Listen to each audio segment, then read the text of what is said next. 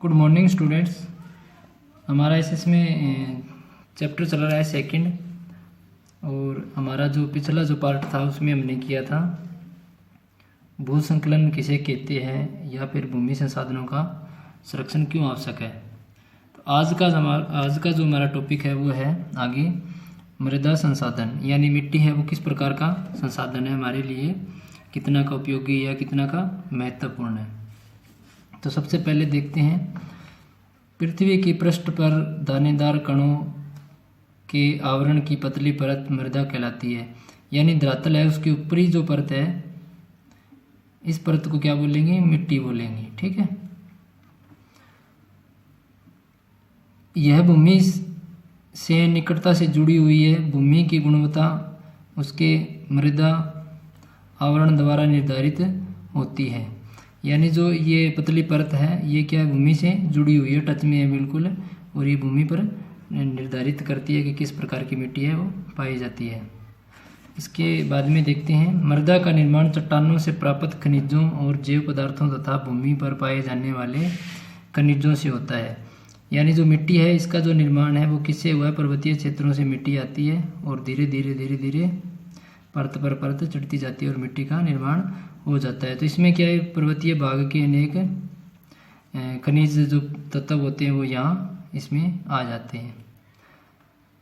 किसी क्षेत्र में मृदा सर्वाधिक महत्वपूर्ण है क्योंकि यह कृषि प्रतिरूप को निर्धारित करती है। अब देखा जाए तो मिट्टी है वो कृषि क्षेत्र के लिए बहुत ही महत्वपूर्ण मानी जाती है, और जिन क्षेत्रों में उपजाऊ भूमि होती है वहाँ कृषि जो क्षेत्रफल होता है वो अधिक पाया जाता है, यानी अधिक क्षेत्रफल पर कृषि की जाती है। 2-3 नंबर पर देखें तो भूपृष्ठ की सबसे ऊपरी परत जो पौधों एवं जैव पदार्थों के अपक्षय के फलस्वरूप बनी है ह्यूमस कहलाता है।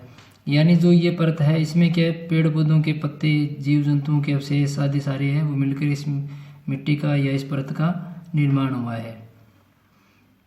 ह्यूमस टूटी फूटी चट्टानों के साथ मिलकर मृदा की परतों का निर्माण करते हैं। यानी पर्वतीय भागों में क्या चट्टान टूटती है, उसके साथ में उसके ऊपर जो पेड़ पौधे होते हैं उसके कुछ अंश इसके अंदर मिल जाते हैं और एक मिट्टी का या एक परत का निर्माण कर लेते हैं। उसे हम क्या कहेंगे, मृदा संसाधन कहेंगे।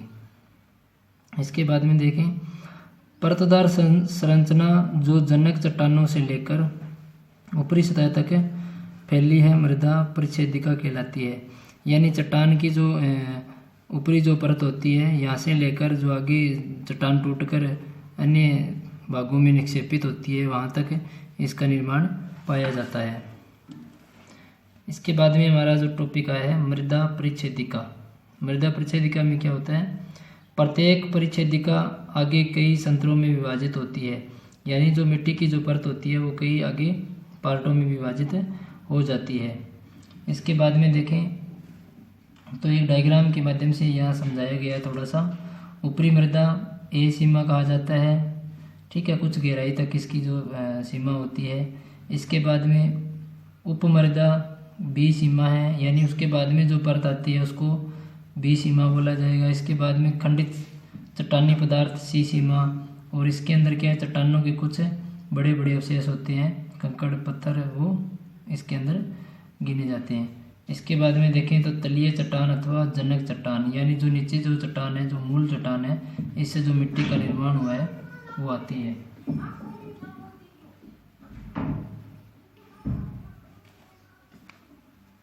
आगे हम देखते हैं मृदा परिच्छेदिका। मृदा परिच्छेदिका में क्या होता है, मिट्टी की कितने की परत होती है, यानी जो मुख्य परतें होती है उसका हम आगे वर्णन करेंगे।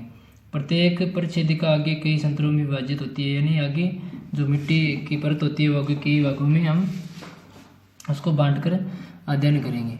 इसमें एक डायग्राम से समझाया गया है, आपको दिखाई दे रहा होगा। यहाँ ऊपरी मृदा ए सीमा बोला जाता है, कुछ गहराई तक इसकी ऊपरी सीमा होती है और इसमें ये कृषि फसल के लिए महत्वपूर्ण होती है। इसके बाद में उपमृदा बी सीमा होती है, इसके नीचे का 2 नंबर जो पार्ट होता है उसकी भी कुछ गहराई है वो निश्चित की गई है। इसके बाद में खंडित चट्टानी पदार्थ सी सीमा, इसके बाद में सी सीमा आती है। इसके बाद में देखें तो जनक चट्टान आती है जिससे मिट्टी का निर्माण होता है।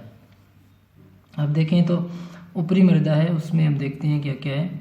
इसमें ह्यूमस तथा एवं चट्टानों के महीन कण शामिल होते हैं। यह मृदा परिच्छेदिका की सबसे ऊपरी परत होती है, यानी मिट्टी की सबसे ऊपरी परत होती है, उसे ऊपरी मृदा कहा जाता है। इसमें चट्टानों के कण और पेड़ पौधों की पत्तियां आदि जीव जंतुओं के अवशेष शामिल होते हैं। इसके बाद में 2 नंबर पर देखा जाए उपमृदा। यह ऊपरी मृदा के नीचे वाली परत है, यानी 2 नंबर पर इस परत का निर्माण है। इसमें अपक्षयित चट्टान, घुलनशील खनिज एवं आयरन ऑक्साइड होता है, यानी इस जो मृदा में है निम्नलिखित प्रकार के खनिज है वो पाए जाते हैं। आयरन हो गया, ऑक्साइड हो गया, या फिर चट्टान के कुछ जो अवशेष होते हैं वो पाए जाते हैं। इसके बाद में 3 नंबर पर आता है हमारा, 3 नंबर पर देखा जाए तो अपक्षयित चट्टानी पदार्थ। यह परत उपमृदा के नीचे व जनक चट्टान के ऊपर होती है। इसमें चट्टानों के छोटे छोटे टुकड़े होते हैं जो जनक चट्टानों से आते हैं, यानी ये 3 नंबर की हमारी परत है मृदा की, और इसमें क्या है चट्टानों के छोटे छोटे टुकड़े होते हैं। ये इनका आकार काफ़ी थोड़ा सा बड़ा होता है, ठीक है। इसके बाद में देखें जनक चट्टान। इस परत में जनक चट्टान आती है। ये ठोस चट्टान होती है, यानी ये कठोर होती है, और सबसे नीचे की जो परत होती है उसे जनक चट्टान बोला जाता है। विभिन्न प्रकार की जनक चट्टान तथा विभिन्न जलवायु विभिन्न प्रकार की मृदा का निर्माण करती है। जो जनक चट्टान होती है उसके ऊपर क्या है जलवायु का प्रभाव पड़ता है। किस प्रकार की जलवायु है, शुष्क जलवायु है तो अलग प्रकार की मृदा का निर्माण होगा। अगर आर्द्र जलवायु है तो मृदा का निर्माण अलग प्रकार से होगा, क्योंकि इससे जो क्या है टुकड़े हैं या टूट कर जाते हैं अवशेष, और उसके बाद में मृदा का निर्माण होता है। इससे आगे अगर देखें तो मृदा के निर्माण को प्रभावित करने वाले कारक। अब कारक में देखेंगे कौन कौन से कारक है जो मिट्टी के निर्माण में अपनी महत्वपूर्ण भूमिका निभाते हैं। किस क्षेत्र में पाई जाने वाली मृदा के प्रकार के कारकों पर निर्भर करती है। स्वाभाविक है कि किसी क्षेत्र के अंदर अगर जलोढ़ मिट्टी पाई जाती है तो वहाँ किस प्रकार का क्षेत्र है, किस प्रकार की वहाँ वनस्पति है, किस प्रकार का पर्वतीय क्षेत्र है, किस प्रकार का पठारी भाग है, या किस प्रकार की नदियाँ हैं, तो ये सारा उसके ऊपर निर्भर करता है। अब मृदा निर्माण में देखते हैं जनक सेल सबसे महत्वपूर्ण मानी जाती है, यानी चट्टान है वो किस प्रकार की है, ठीक है। उसके बाद में ऊंचावच। ऊंचावच में क्या है मैदानी भाग है या फिर पर्वतीय पठारी भाग है, ठीक है। इसके बाद में देखा जाए जलवायु शुष्क है या फिर आर्द्र जलवायु है या फिर बिल्कुल ठंडी जलवायु पाई जाती है। इसके बाद में देखा जाए समय। अब समय भी महत्वपूर्ण भूमिका है वो निभाता है मृदा निर्माण में। इसके बाद में देखा जाता है वनस्पति जात, प्राणी जात अथवा सूक्ष्म जीव। अब उस क्षेत्र में किस प्रकार की वनस्पति का निर्माण है, किस प्रकार की वनस्पति पाई जाती है और किस प्रकार के जीव जंतु हैं वो पाए जाते हैं। ये सारे जो अवशेष है इसके ये मृदा में पाए जाते हैं, क्योंकि ये जब ये मर जाते हैं या ये प्राकृतिक वनस्पति है ये गल सड़ जाती है तो ये मृदा में ही मिल जाती है। तो इसलिए ये सारे जो तत्व दिए गए हैं ये सारे मृदा निर्माण में सहायक होते हैं। नंबर 1 पर देखते हैं जनक सेल।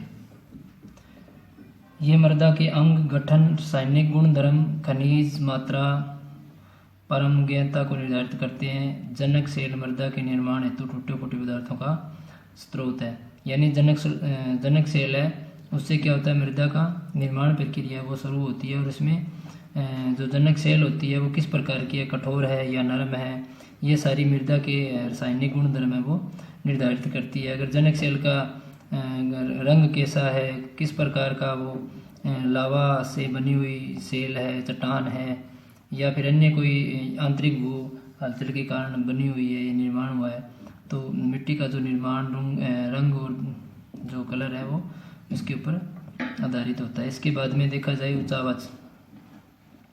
ऊंचावच तुंगता और ढाल मृदा के संचय को कई प्रकार से निर्धारित करते हैं। ऊंचावच में क्या होता है पर्वतीय भाग है या मैदानी भाग है या फिर पठारी भाग है, ये सारा ऊंचावच के अंदर आता है। तो वहाँ की मिट्टी किन पर निर्भर करेगी, ऊंचावच पर निर्भर करेगी, पर्वतीय भाग, पठारी भाग या मैदानी भाग। तीव्रता ढालों पर मृदा की परत पतली होती है, यानी यहाँ तीव्र ढाल होती है तो यहाँ क्या है यहाँ से मिट्टी के कण आएंगे वो यहाँ नहीं टिक पाएंगे, तो यहाँ जो मिट्टी की परत होती है वो कम पतली होगी। और इसके बाद में देखा जाए तो यहाँ मैदानी भाग में जैसे मिट्टी का निर्माण होगा उसकी जो परत पाई जाएगी वो मोटी होगी, ठीक है, इस प्रकार। जबकि कम ढाल वाले क्षेत्रों में मोटी व गहरी परतों में मृदा होती है। जो यहाँ पर जो कम ढाल होती है वहाँ पर क्या होता है, मिट्टी का निक्षेप होता रहता है, परत व परत जमती रहती है और मिट्टी एक जो परत है उसकी मोटाई अधिक होती है। इसके बाद में जलवायु, तापमान एवं वर्षा निर्माण की दर को प्रभावित करने वाले महत्वपूर्ण कारक हैं। ये दोनों जनक चट्टानों के अपक्षय और अपघटन में मदद करते हैं। अब जो चट्टान है उसका टूटने फूटने का कार्य वो किस पर निर्भर करता है, जलवायु पर करता है। जलवायु किस प्रकार की है, शुष्क जलवायु है तो चट्टान क्या है, सिकुड़ेगी। अगर आर्द्र जलवायु है तो चट्टान क्या है, फैलेगी। तो इस प्रकार ये जलवायु के जो चट्टान पर प्रभाव पड़ते हैं और वहाँ मृदा का निर्माण जलवायु पर भी पड़ता है। इसके बाद में देखा जाए समय मृदा परिच्छेदिका की मोटाई को निश्चित करता है। मृदा निर्माण एक आकस्मिक क्रिया नहीं है, बल्कि इसमें कई सौ वर्ष लग जाते हैं। यानी जो मिट्टी का निर्माण होता है वो अचानक से नहीं हो पाता, कुछ 1-2 साल में या 3-4 साल में नहीं होता। इसमें लगभग सदियां बीत जाती है तब जाकर मिट्टी का निर्माण हो पाता है। तो इस प्रकार देखा जाए तो मिट्टी निर्माण में ये जनक, सेल, उचावच, जलवायु और समय सारे ही महत्वपूर्ण कारक है जो प्रभावित करते हैं। इसके बाद में देखा जाए तो वनस्पति जात, प्राणी जात और सूक्ष्म जीव, इसमें क्या है, मृदा निर्माण में पेड़ पौधे व जानवर महत्वपूर्ण भूमिका अदा करते हैं। अवक्षयित पेड़ पौधे मृदा में ह्यूमस की मात्रा को बढ़ाते हैं, जबकि पेड़ों की जड़ें मृदा को पकड़ कर रखती है तथा मृदा अपरदन की रोकथाम करती है। जीवाणु, कवक एवं आदि जीवी पेड़ों एवं जानवरों को अपघटित करते हैं। यानी मिट्टी का जो रंग, रूप, आकार या फिर मिट्टी की उपजाऊ शक्ति है वो किस पर निर्भर करती है, जीव जंतु, प्राणी जात पर और सूक्ष्म जीवों पर निर्भर करती है। अब जिन क्षेत्रों में अधिक जीव जंतु और सूक्ष्म जीव पाए जाते हैं वहाँ मृदा का उपजाऊपन अधिक पाया जाता है। अगर देखा जाए तो पेड़ पौधे हैं वो क्या है, मिट्टी के अंदर मिल जाते हैं। जहाँ पर प्राकृतिक वनस्पति अधिक है वहाँ पर मिट्टी के अंदर ये अत्यधिक मात्रा में पाए जाते हैं और इससे क्या है, मिट्टी की उपजाऊ शक्ति बनी रहती है। या फिर पेड़ पौधों की जड़ें हैं उससे भी जो मिट्टी की जो परत है वो पड़ी रहेगी एक जगह और कुछ समय के बाद में मिट्टी है वो उपजाऊपन बनी रहेगी। यानी वो मिट्टी एक जगह से दूसरे स्थान पर नहीं जा पाएगी, इसलिए मिट्टी की जो परत है वो गहरी या मोटी होती जाएगी। तो इस प्रकार देखा जाए तो ये सारे जो कारक है ये मिट्टी निर्माण में सहायक होते हैं।